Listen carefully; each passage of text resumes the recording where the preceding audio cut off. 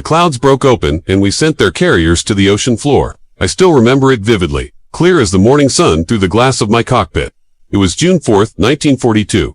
The Pacific stretched endlessly beneath my Douglas SBD, a wide blue canvas concealing the strongest fleet Japan had ever deployed. 4 giant carriers moved in a flawless line, their decks packed with aircraft being prepped for a strike they believed would finish off America's forces in the Pacific. They had no idea that within the next 2 hours, American dive bombers would transform those mighty ships into flaming wrecks, taking over 3,000 Japanese sailors and pilots down with them. My name is Lieutenant Commander Wade McCluskey, and I was the leader of the dive bomber squadron that located Admiral Nagumo's carriers that morning. What followed would shape the entire course of the war in the Pacific. But let's begin at the point when none of us knew we were on the verge of fighting what would become the most crucial naval battle in our country's history. The morning of June 4th started in darkness aboard the USS Enterprise. Tension filled the ready room as we pilots gathered for the final instructions. Captain Murray, our air group commander, stood before a large chart of the Central Pacific, his face serious under the low lighting. "Gentlemen," he said, silencing the chatter. "Our intelligence reports the Japanese fleet is about 200 miles northwest of Midway. 4 carriers are believed to be present: Tagi, Kaga, Soryu, and Hiryuth, the same ones responsible for the attack on Pearl Harbor." The room fell silent.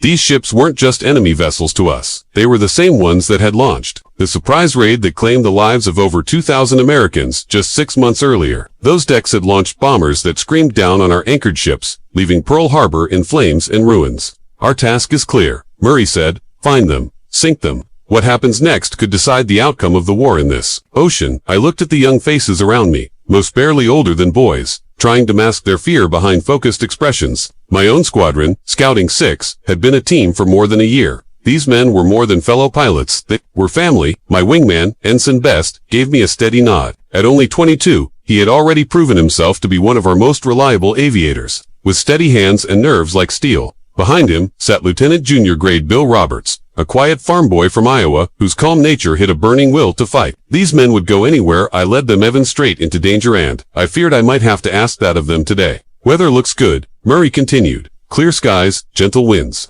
The Japanese are expected to begin their strike on Midway around sunrise, meaning their carriers will likely be recovering planes by 0900. If we hit them at that moment, we'll catch them vulnerable." As we moved toward our planes, the true weight of our mission began to hit us. The enemy fleet we were facing was the largest naval force Japan had ever gathered. Admiral Yamamoto had deployed nearly every key vessel in the Imperial Navy for this assault, convinced that eliminating our last carriers would force us into a truce. He miscalculated. The deck of the Enterprise buzzed with motion as crews finished last-minute preparations. My Dauntless, Bureau number 416, shimmered in the early light. Her bluish-gray paint blended perfectly with the ocean backdrop. The S wasn't quick or agile, but it was tough and incredibly precise in a dive.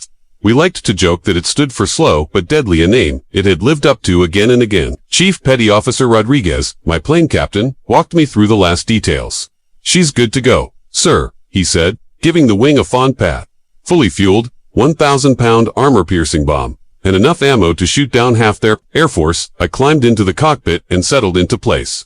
Behind me, Radio Man Second Class Murphy got into position and checked his twin .30 caliber machine guns.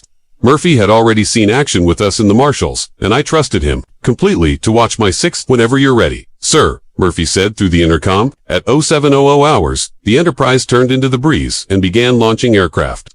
One by one, our dive bombers thundered down the deck and lifted into the morning sky. It was a beautiful display of coordination. 37 SBDs from Enterprise and Yorktown, escorted by fighters, rising smoothly and forming into tight formations as we climbed toward 14,000 feet. But as we headed northwest toward where we believed the Japanese fleet would be, it quickly became clear something was wrong. The coordinates from intelligence weren't accurate. After more than an hour of flying, we saw nothing but an endless expanse of ocean. "Blue leader, this is Blue 2, Best's voice crackled in. "I'm not seeing anything down there but water." He was right. Fuel was running low, and some of the men were beginning to worry about whether we'd have enough to get back. This was the moment no flight leader wanted to face, the decision that could bring success or failure. Then I saw something far below, a single Japanese destroyer speeding north, leaving a large wake behind. Japanese warships didn't make high-speed moves like that unless they had a reason. Something in my gut told me she was heading toward something important. "All Blue aircraft, this is Blue leader," I said into the radio. "We're going to follow that ship. Stay sharp." Some of the men probably thought I'd lost it. We were already close to our fuel limit, and chasing one lone destroyer looked like a reckless move. Half an hour later, as we rose above a layer of clouds at 15,000 feet, the most astonishing sight I had ever witnessed during the war unfolded beneath us. 4 enormous Japanese carriers moved in flawless alignment, their decks crowded with warplanes in the process of being fueled and armed. I could make out the red sun symbols painted on their wings and fuselages, along with the tiny figures of crew members hustling about, getting ready for battle. After months of smaller skirmishes, someone quietly said over the radio that we had finally found the heart of their navy. This was the moment every one of us had been waiting for since the attack on Pearl Harbor. The very vessels that had ambushed us now lay below, exposed and unsuspecting, unaware that dozens of dive bombers were about to strike from above. All aircraft, this is Blue Leader, I said, doing my best to stay calm even as adrenaline surged through me. Enemy carriers, located, 2 to the north Akagi and Kaga and 2 to the south Sword U and Haryu. Blue Squadron, will target the northern pair. Execute attack plan Alpha. Make your runs count. This is what we trained for. The carriers were massive in scale. Akagi and Kaga each stretched over 800 feet.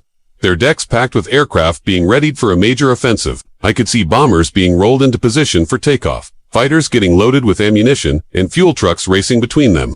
Judging by the activity, they were likely preparing to launch a major strike, possibly aimed at our own ships. If we had arrived even a little later, Enterprise and Hornet might have been caught off guard just like we had been at Pearl. I tilted my Dauntless into a steep descent, pushing the control stick forward and dropping rapidly toward wind screamed past the canopy as we dove at nearly 300 miles per hour. At such a speed and angle, we were difficult to intercept. A few enemy fighters scrambled upward in response, but they were too far away and too late.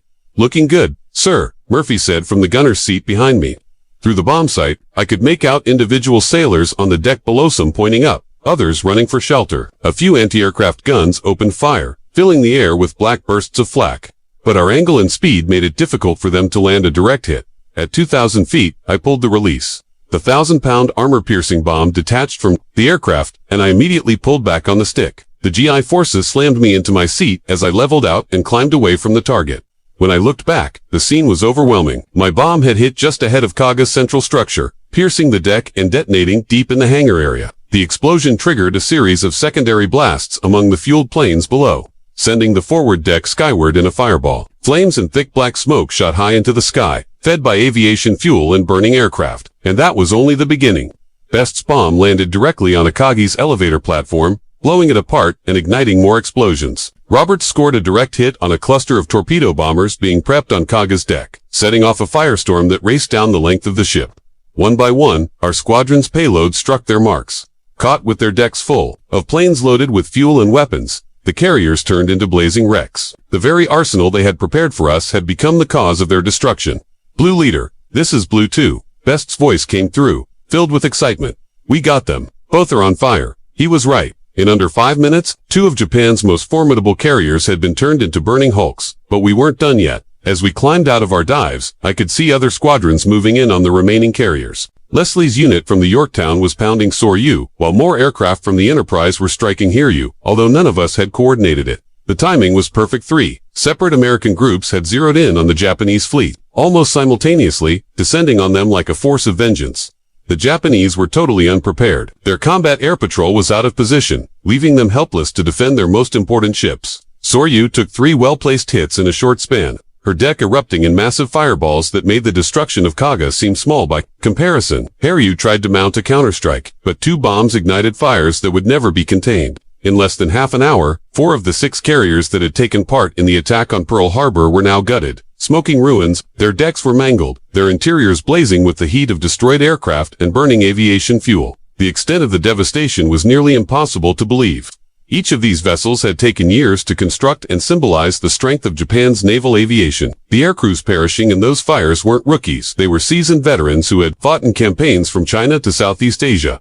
With their loss, Japan wasn't just losing ships. They were losing the most experienced core of their naval air powermen and machines that couldn't be replaced. As we regrouped for the flight back to the Enterprise, I tried to wrap my mind around what we had just done. For months, Japan's forces had seemed untouchable, launching assaults across the Pacific without resistance. Their carriers had appeared out of nowhere, wreaked havoc, and vanished just as quickly. But in just a few hours, that dominance had been shattered.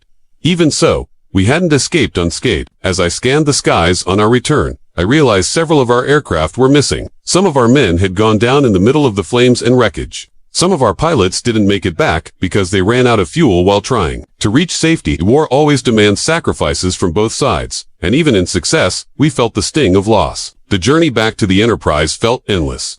My fuel gauge was nearly at zero, and I feared we might not return. Below, the ocean stretched without end. If our engines quit, there would be no chance of rescue.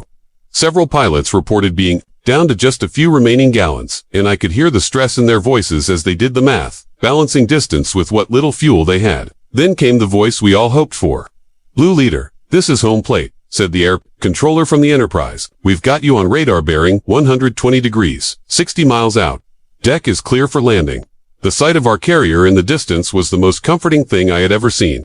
As we drew closer, I saw the Enterprise had already positioned itself into the wind, preparing for our arrival. One after another, we landed. Our dauntless bombers caught the arresting wires and rolled to a stop. Some planes arrived with fuel tanks completely dry, engines sputtering on what seemed like nothing more than vapor. Climbing out of my cockpit, I was hit by the full weight of what we had done. Around me, crews were shouting, laughing, hugging each other, relieved, exhausted, and victorious. Word spread quickly throughout the ship. We had found and destroyed the enemy carriers, but the fight wasn't finished yet.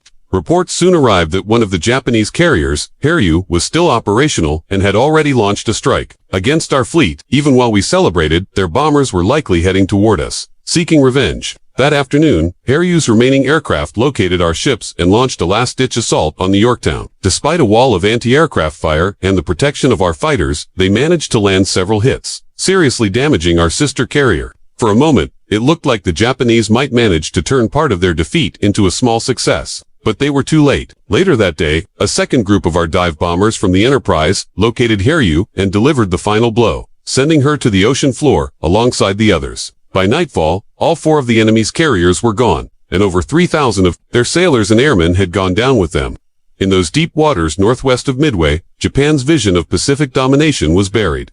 The next morning, as the Enterprise steamed away from the battlefield, I stood on deck watching the sun rise over a calm ocean. The water looked peaceful again, showing no sign of the chaos and destruction that had unfolded just hours before. But I knew that far beneath the surface, 4 great warships now rested in pieces, serving as grave markers for the thousands who had died there. The scale of what we had accomplished was almost beyond belief. In a single day, we had erased more than half of Japan's carrier force and struck a blow from which their naval air power would never fully recover. The same leaders who had planned the attack on Pearl Harbor, Admiral Nagumo, Captain Jinda, and many seasoned pilots, were now either gone or drifting in the sea. Their hopes of expansion sunk along with their vessels.